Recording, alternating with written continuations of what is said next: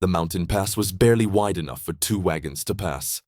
August 480 BC, Thermopylae, the hot gates of Greece. The narrow corridor between mountain cliff and sea would become history's most legendary killing ground. King Leonidas of Sparta stood with 300 of his finest warriors, watching the horizon darken with dust. The Persian army was coming. Not thousands, not tens of thousands. Ancient sources claimed over 1 million. Modern historians estimate 150,000 to 300,000. An army so vast it drank rivers dry and took 7 days to cross the Hellespont. Against this tide stood 300 Spartans and 7,000 Greek allies. Every strategic calculation said they should run. But in the next 3 days, you'll see how terrain, training, and absolute refusal to surrender transformed a suicidal stand into the most influential battle in Western history. To understand how 300 Spartans came to face the largest army ever assembled, we need to understand what was at stake. The Persian Empire, stretching from India to Egypt, was the ancient world's undisputed superpower.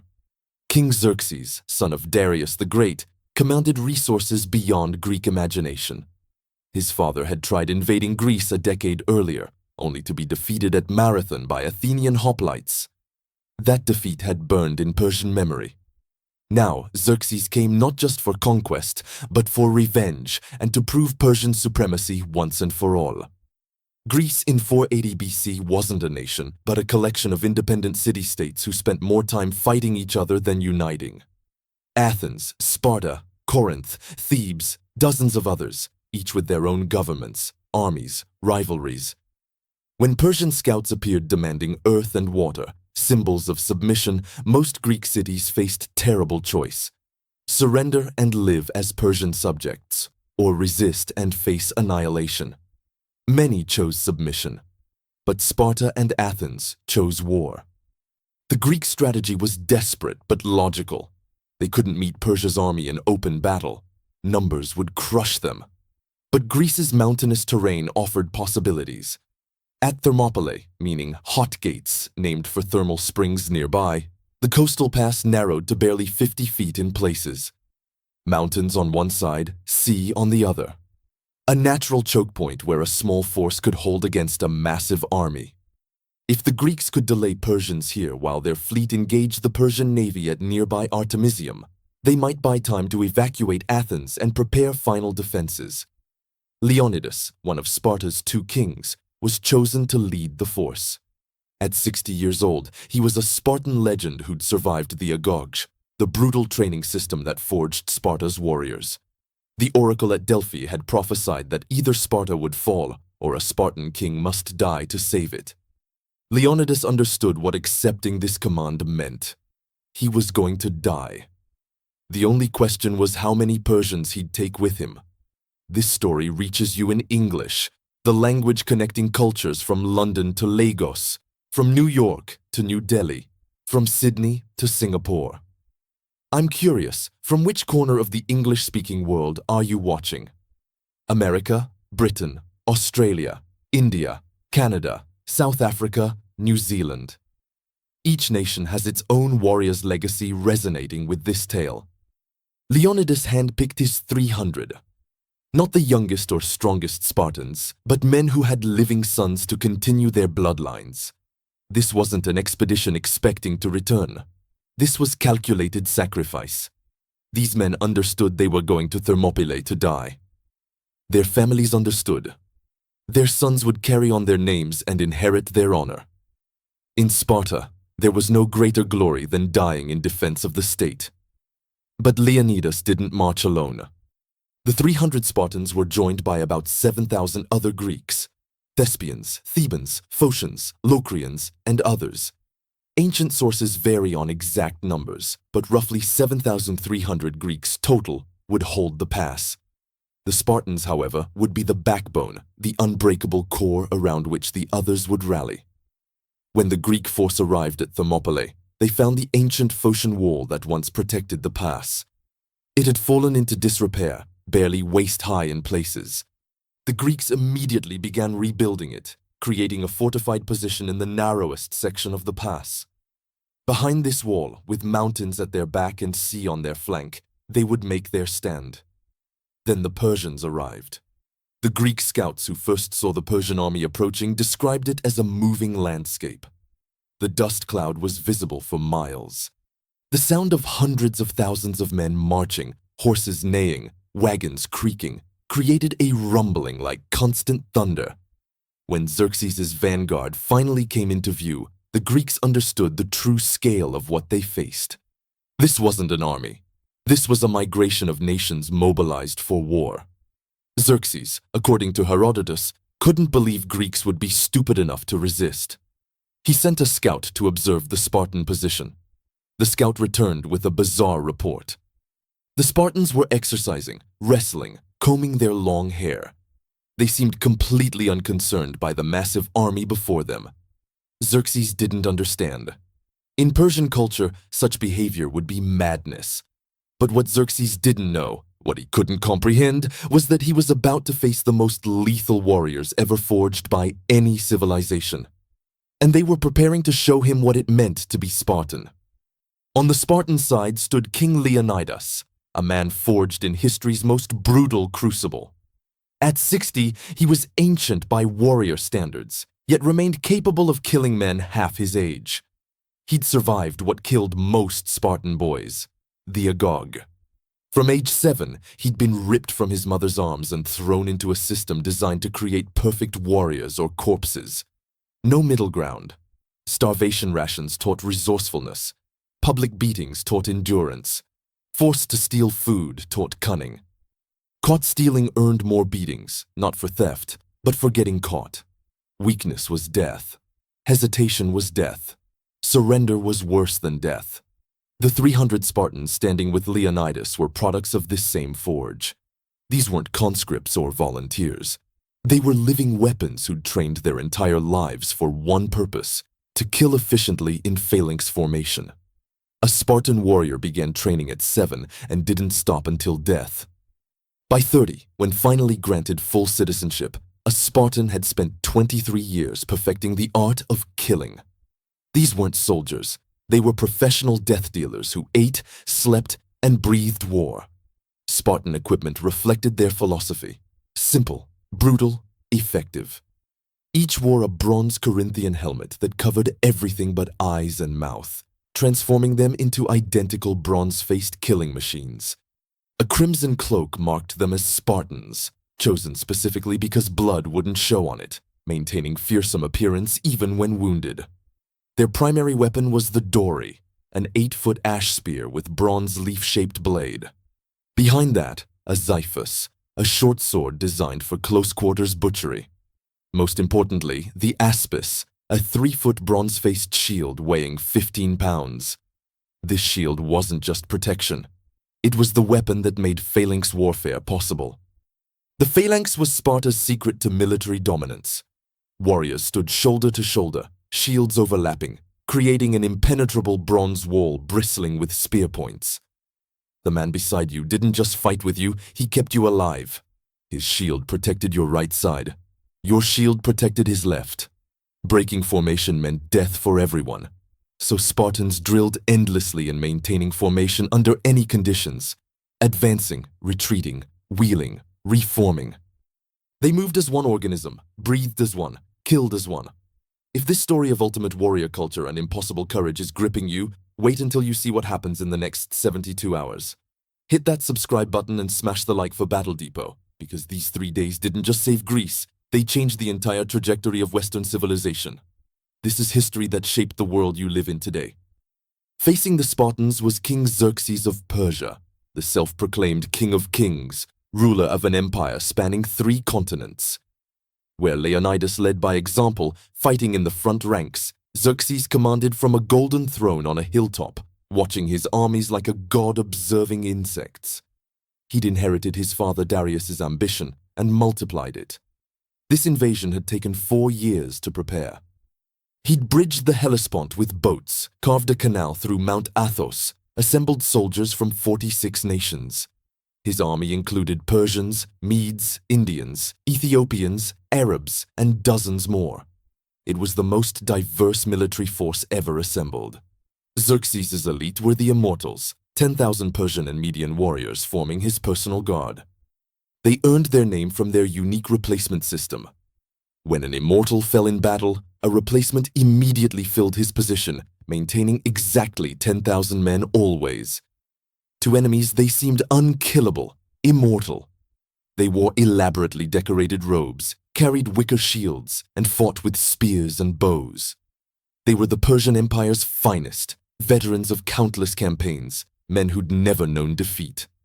But Persian and Spartan warfare couldn't have been more different. Persians relied on missile weapons, archery, and overwhelming numbers. Their tactics emphasized flexibility, maneuver, and the shock of massed cavalry. Individual warriors were competent but not exceptional. Their strength was in coordination of different unit types and sheer numerical superiority. Against most enemies, this worked perfectly. But they'd never faced an enemy like Sparta. The other Greek contingents at Thermopylae were brave, but they weren't Spartans. The 700 Thespians were citizen soldiers, farmers, and craftsmen who'd picked up spears to defend their homeland.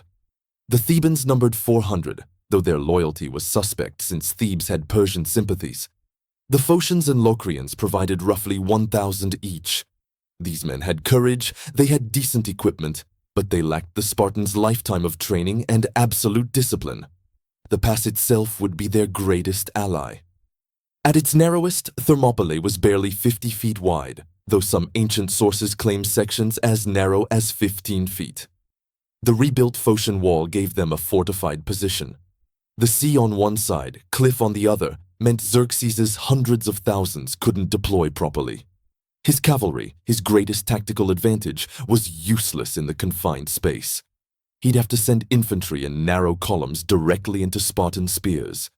And Spartans, who'd trained their entire lives to fight in tight formation with overlapping shields, were perfect for exactly this kind of combat. On the first morning, as the sun rose over the Aegean, Xerxes sent heralds demanding the Greeks surrender their weapons. Leonidas' response entered legend. Mollen Labe. Come and take them. It was pure Spartan arrogance, calculated to enrage. Xerxes, insulted beyond measure, gave orders. The attack would begin immediately. Wave after wave of infantry would smash through this ridiculous Greek resistance. By sunset, Xerxes assured his commanders they'd be marching south toward Athens. He had no idea he was about to watch thousands of his best soldiers die in the most one-sided slaughter ancient warfare had yet witnessed. Day one began with contempt. Xerxes sent his Median and Cissian infantry first, roughly 10,000 men he considered expendable. These weren't his best troops, just adequate soldiers from conquered territories. He expected they'd overwhelm the Greeks through sheer weight of numbers.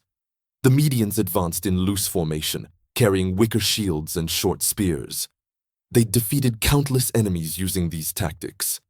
They had no idea what awaited them. The Spartans stood motionless behind their rebuilt wall, a solid line of bronze and crimson. As Persians entered the narrow pass, they instinctively bunched together, compressed by terrain. Perfect. Leonidas waited until they were 30 yards away, close enough that retreat would be impossible, far enough that Persian archers behind them couldn't support without hitting their own men. Then he gave the order. The Spartan phalanx advanced. What happened next wasn't battle. It was butchery. 8-foot Spartan spears outreached Persian weapons by 3 feet. Persians couldn't get close enough to strike without impaling themselves. The bronze shield wall was impenetrable to wicker shields and light spears. Spartans stood in perfect formation, mechanical in their precision, each thrust calculated to kill. Front-rank Persians died within seconds. Those behind tried pushing forward and died on the same spears. Bodies piled up so fast they became obstacles. The Medians broke within minutes. These were men who'd fought before, who'd won battles, but they'd never experienced anything like Spartan warfare. The phalanx was a killing machine that didn't tire, didn't break, didn't show mercy. Survivors fled back toward Persian lines in panic, trampling their own reinforcements. Xerxes, watching from his throne, couldn't believe what he'd witnessed. 10,000 men repelled by a few hundred Greeks. He sent the Cissians next. Same result. The narrow pass became a charnel house. Dead and dying. Persians covered the ground so thickly that Spartans had to advance over corpses to maintain formation. Ancient sources describe blood running in streams, the smell of opened bowels and spilled intestines so thick it made men vomit inside their helmets. Still the Spartans held, emotionless behind their bronze masks, killing with the efficiency of men doing familiar work. After hours of failure, Xerxes made his decision. He unleashed the Immortals. These were his best, the elite who'd never failed him. 10,000 warriors in decorated armor, veterans of a dozen campaigns. They advanced with confidence, certain their discipline and training would succeed where lesser troops had failed. They were the finest soldiers the Persian Empire could produce. They were about to learn they weren't even close to Spartan standard. The Immortals hit the Spartan line like a wave against a cliff. For the first time that day, the fighting was genuinely contested. These were professional soldiers who knew their business, who didn't break at first blood. They pushed hard, trying to use their numbers to overwhelm the phalanx. But numbers meant nothing in the narrow pass. Only the front rank could fight, and in that front rank, Spartans were simply superior warriors. Spartan spearwork was surgical. Years of training meant every thrust went exactly where intended. Throat, groin, armpit, anywhere armor didn't cover. When spears broke, which they inevitably did, Spartans drew their Xiphos swords and continued killing without pause. The Immortals, fighting with shorter weapons and lighter shields, couldn't match Spartan reach or protection. One by one, Persia's finest died on Greek bronze. Leonidas himself fought in the front rank, not commanding from behind but leading by example as Spartan kings always did. At 60, he killed with the strength and skill of men half his age. Soldiers who saw him that day described a man possessed, the crimson horsehair crest on his helmet marking him as he carved through Immortals like harvesting wheat. This wasn't a king playing at war. This was a warrior who'd spent 53 years training for exactly this moment. As the sun set on day one, the Immortals withdrew. They'd lost hundreds, perhaps thousands, and gained nothing but corpses. Xerxes was in shock. His elite guard, his supposedly invincible Immortals, had been repelled by a handful of Greeks. The pass was so choked with Persian dead that burial details worked through the night trying to clear them. Herodotus claims Xerxes leapt from his throne 3 times that day, terrified for his army. Day 2 was worse. Xerxes sent wave after wave, Immortals again, backed by other elite units. The result never changed. The phalanx held. Spartans fought in shifts, front-rank men rotating to the rear when exhausted, fresh warriors taking their place. It was organized, efficient slaughter. The other Greek contingents held their sections of the wall, but everyone knew the Spartans were the backbone. If the 300 broke, everyone died. At one point, Persian commanders ordered a massive arrow barrage, thinking to kill Greeks at distance. So many arrows were fired that, according to legend, a Spartan warrior named Dionysus quipped, "Good, then we shall fight in the shade." The Spartans raised their shields in testudo formation, overlapping them overhead. Arrows rattled off bronze like hail. When the barrage ended, the phalanx stood unchanged, and the killing resumed. By sunset of day 2, Xerxes faced catastrophe. He'd lost perhaps 20,000 men in 2 days and gained not 1 inch of ground. His army's morale was cracking. Soldiers whispered that Greeks were demons, that Spartans couldn't be killed. Xerxes' reputation was at stake. Then salvation arrived in the form of betrayal. A Greek named Ephialtes came to the Persian camp with information. There was a mountain path around Thermopylae. For a price, he'd show them the way. Dawn of day 3 arrived with betrayal's bitter taste. During the night, Xerxes had sent his Immortals under Hydarnes up the mountain path Ephialtes had revealed. The route, called Anopeia, wound through the mountains behind Greek positions. A force of 1,000 Phocian Greeks had been posted to guard it, but they'd failed catastrophically. Some sources say they fled at first sight of Persians. Others claim they retreated to higher ground to defend their own city. Either way, the path was open. By sunrise, Persian forces were descending behind the Greek position. Leonidas learned of the flanking movement from Phocian deserters fleeing down the mountain. He immediately understood the situation. They were about to be surrounded. The pass, which had been their greatest advantage, was now a death trap. Any commander with sense would order immediate retreat. The mission had succeeded. They'd held for 2 days, inflicted massive casualties, bought time for Greek naval forces at Artemisium. There was no shame in withdrawing now. But Leonidas wasn't just any commander. He was Spartan. He called a council of the allied Greek commanders. The discussion was brief. Most contingents were dismissed, ordered to retreat south immediately while the path was still open. The Thebans, whose loyalty was questionable, were kept as hostages. But the Spartans would stay. All 300 of them. To retreat would violate Spartan law that forbade abandoning a position. More than that, Leonidas knew someone had to delay the Persians long enough for the other Greeks to escape. That required men willing to die. That required Spartans. The 700 Thespians refused to leave. Their commander, Thermopylae, insisted they'd fight beside Spartans to the end. It was the greatest act of courage by non-Spartans in the entire battle. These citizen soldiers, farmers and craftsmen, chose certain death standing with the 300 rather than survival in retreat. History would remember the Spartans, but those 700 Thespians deserved equal honor. They died just as bravely.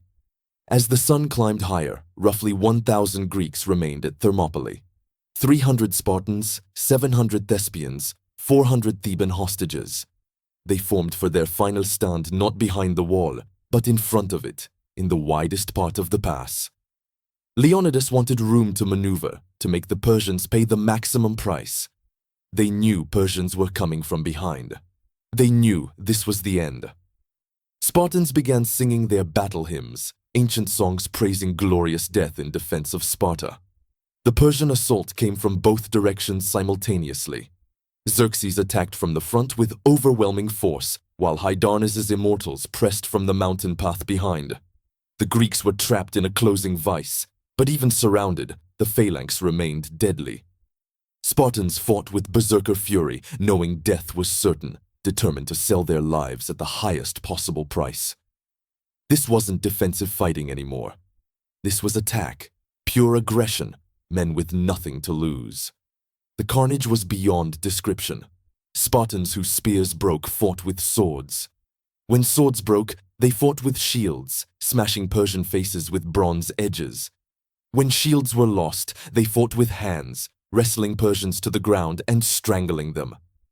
Ancient sources describe Spartans biting enemies' throats when they had no other weapons left. This was warfare stripped to its most primal, visceral essence. Leonidas fell in the thick of fighting, surrounded by dead Persians. 2 of Xerxes' brothers died trying to kill him. A desperate struggle erupted over his body. Spartans fought like demons to recover their king's corpse, dragging it back toward their lines. Persians pushed just as hard to capture it. 4 times the body changed hands before Spartans finally secured it and retreated to a small hillock in the pass. This mound became the Spartans' Alamo, their final redoubt. Perhaps 100 Greeks remained alive, most wounded, all exhausted beyond human endurance. They'd been fighting for hours in full bronze armor under Mediterranean sun. Dehydration alone should have killed them. But Spartan training had prepared them for exactly this. To fight beyond the point where normal men would collapse. They formed a circle on the hillock, shields out, and prepared to die on their feet. The Persians had learned painful respect. They didn't charge the hillock. They'd lost too many men trying to overwhelm Spartans in close combat. Instead, they surrounded the mound at distance and used the tactic they should have employed from the start. Archery. Thousands of arrows arced into the sky, blotting out the sun just as Dionysus had joked 2 days before. But this time, there would be no joking. The arrows fell like lethal rain. The last Spartans died with arrows bristling from every gap in their armor, pincushions of bronze and flesh. Some ancient sources claim they sang even as they died, their battle hymns growing weaker until silence finally fell. When Persian soldiers cautiously approached the hillock afterward, they found bodies so thick with arrows they looked like hedgehogs. Every Spartan had died facing forward, none with wounds in their backs. Not one had tried to flee. The cost was staggering. Ancient sources claim 20,000 Persian dead in 3 days, though modern historians think 10,000, 15,000 more likely. Greek losses were roughly 4,000, most from the allied contingents who'd fought the first 2 days. The 300 Spartans died to the last man. The 700 Thespians died to the last man. Even the Theban hostages, given chance to surrender, mostly chose to fight and die rather than submit. It was slaughter on a scale that shocked even the ancient world, where death was familiar. The immediate aftermath was barbaric. Xerxes, enraged beyond reason at the casualties his army had suffered, ordered Leonidas's body desecrated. The Spartan king was beheaded and his head mounted on a stake as warning. His body was crucified, the ultimate dishonor. For Persians who believed proper burial was sacred, this was meant as supreme insult. They didn't understand Spartans. Leonidas had achieved exactly what he'd come to do: die gloriously defending Greece. The manner of his death changed nothing. He'd won. The strategic impact of Thermopylae became clear within weeks. Those 3 days of delay had been crucial. The Greek fleet at Artemisium, fighting simultaneous naval battles, had held the Persian navy to a draw. When Thermopylae fell, both forces withdrew, but the Greeks had bought precious time. Athens was evacuated. Women, children, and elderly were shipped to safety. The Persian army marched into an empty city and burned it, a hollow victory against abandoned buildings. But the real payoff came at Salamis. In September 480 BC, barely a month after Thermopylae, the Greek fleet lured Persians into the narrow straits of Salamis. There, in confined waters where Persian numbers couldn't deploy effectively, Greek triremes destroyed the Persian fleet. Xerxes, watching from shore as his ships burned and sank, realized his invasion had failed. Without naval supply lines, his massive army couldn't be sustained in Greece. He withdrew with most of his forces, leaving a garrison under Mardonius. 1 year later, at Plataea, a united Greek army destroyed that Persian garrison.